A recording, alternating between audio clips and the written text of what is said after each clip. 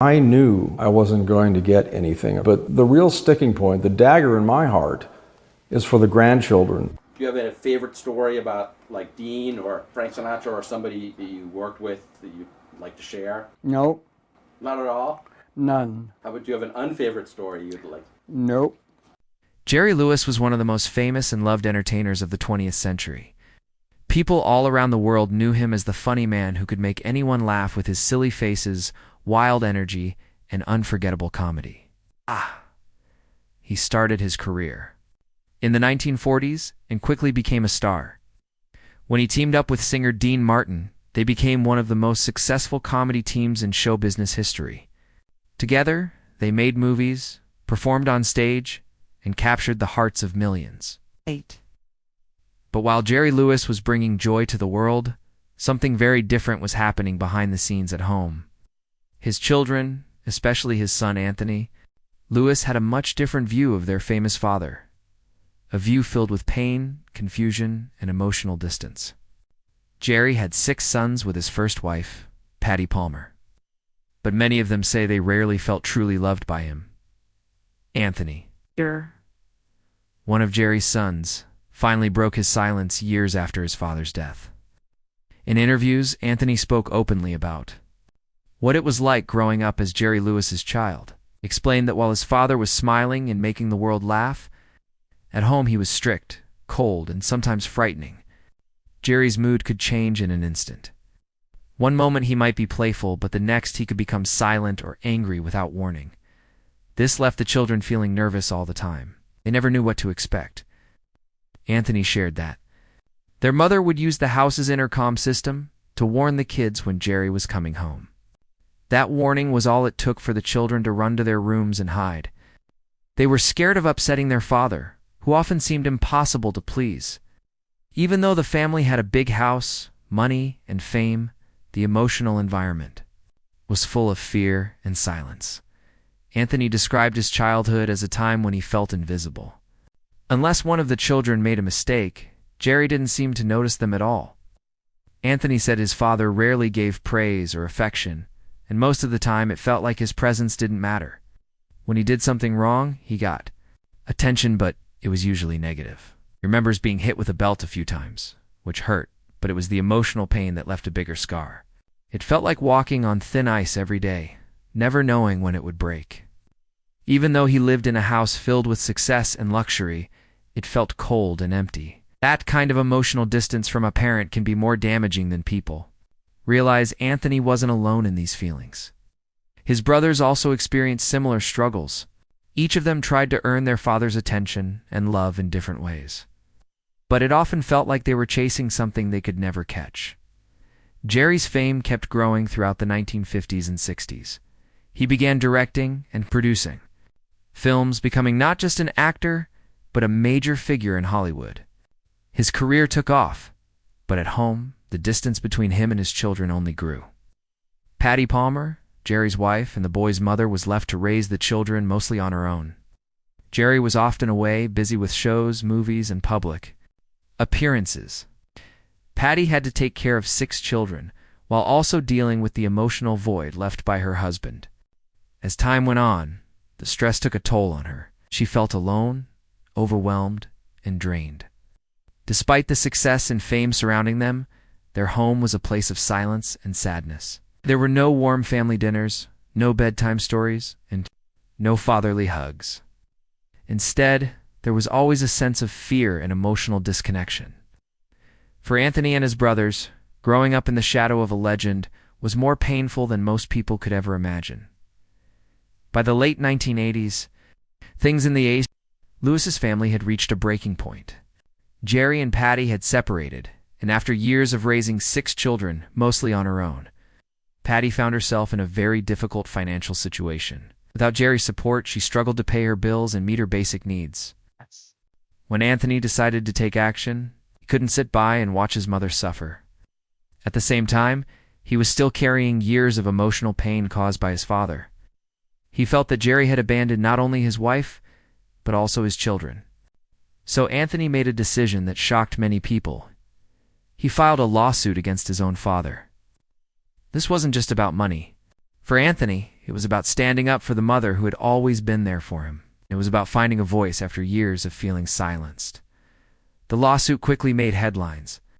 Suddenly, the private struggles of the Lewis family were out in the open. Newspapers and TV shows talked about it. Fans were surprised. How could a son sue a man who had brought laughter to so many? But they didn't know the full story. Anthony had spent most of his life feeling unseen, unloved, and unimportant. He said he never expected anything from his father's fortune. What hurt the most was being ignored, being treated as if he didn't exist. Jerry, on the other hand, was deeply hurt by the lawsuit. Their already weak relationship was now completely destroyed. Jerry made no effort to fix things. No calls, no letters, no apologies. The bond between father and son was broken beyond repair. Things became even more painful after Jerry Lewis passed. Away in 2017, when his will was revealed, the world was stunned. Jerry had left everything, his estate, his money, his possessions, to his second wife, Sandy Pitnick, and their adopted daughter, Danielle. Not 1 cent was given to any of his 6 sons from his first marriage. The will even included a clear statement that he was intentionally disinheriting all of them. For Anthony and his brothers, this wasn't just a legal decision.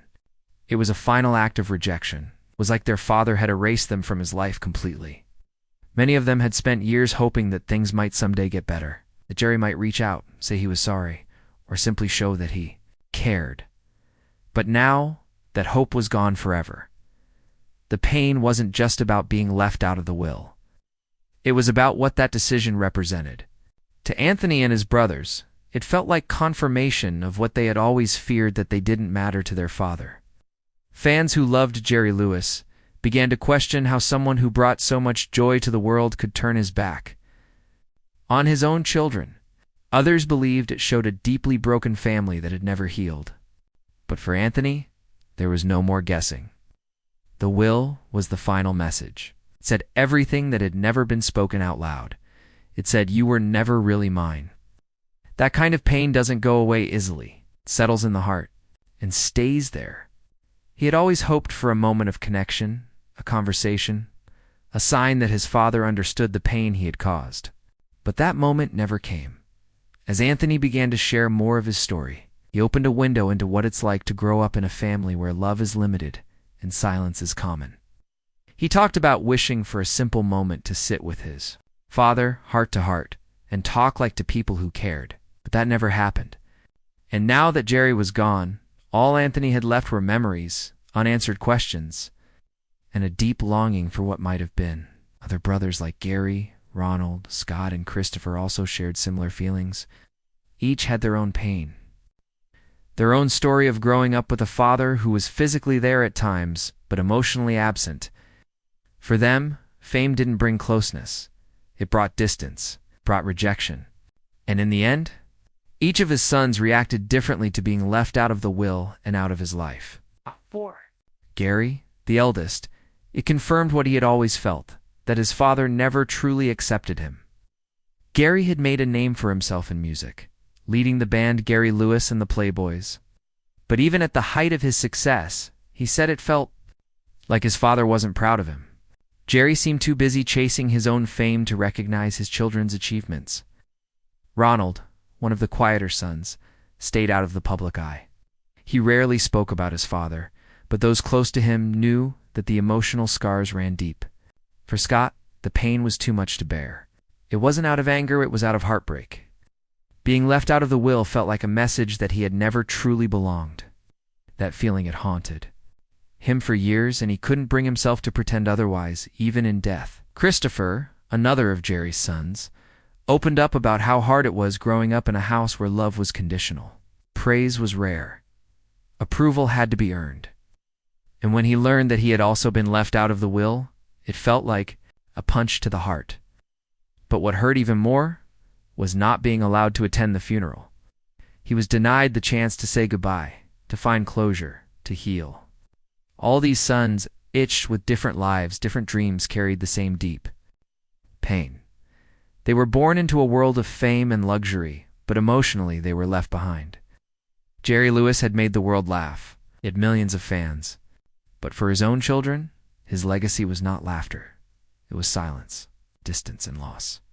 In interviews, Anthony often repeated one thing. He never wanted sympathy. He just wanted the truth to be known. Wanted people to understand that behind the spotlight, there was a family that suffered. A family that felt forgotten. Family that never truly had their father's love. He spoke about how he would often imagine sitting across from Jerry, just once, and telling him, "I still love you, even after everything." That was the saddest part of all. Even after the rejection, the lawsuit, the pain, Anthony still had love in his heart. He didn't want money. He didn't want revenge. He just wanted to be seen, to be heard, to be held by a father who never learned how to show love.